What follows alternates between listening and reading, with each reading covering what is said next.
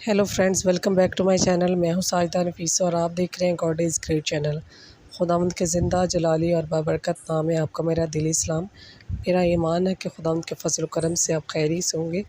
आज की वीडियो में हम सीखेंगे पाकीज़ा ज़हन के हवाले से कलाम मुक़द्दस में हमें क्या दर्स मिलता है और हमें किस कदर अपने दिमाग को पाकीज़ा रखना चाहिए ताकि हम खुदावंद के पसंद आ सकें।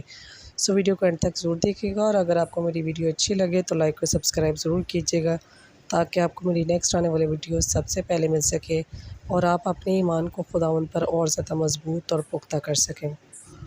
चलिए चल कर शुरू करते हैं अपने वीडियो को और सीखते हैं कि पाकीज़ा ज़हन के हवाले से कलाम मुक़द्दस में हमें क्या दर्स मिलता है। बाप और बेटे और कुद्दस के नाम आमीन। फिलिपियों उसका 4 बाब उसकी 8 आयत।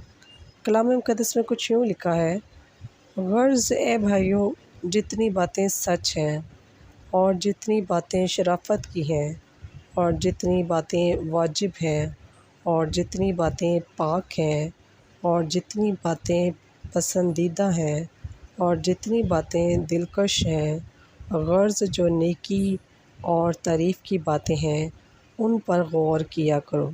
बस पाक कलाम के पढ़े और सुने जाने पर खुदावंद की ख़ास बरकत हो, खुदावंद का शुक्र हो। मेरे अज़ीज़ों, हमें भी कलाम मुक़द्दस के दिए गए दर्स पर अमल करना चाहिए और हमेशा अपने ज़हन को तमाम अच्छी बातों के लिए तैयार रखना चाहिए। चुगली, बुग़्ज़ और तमाम बुरी बातों से दूर रहें।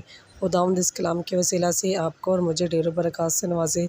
मिलते हैं किसी और नए टॉपिक के साथ और सीखेंगे कि कलाम मुक़द्दस में और क्या क्या इरशादात फरमाए गए हैं।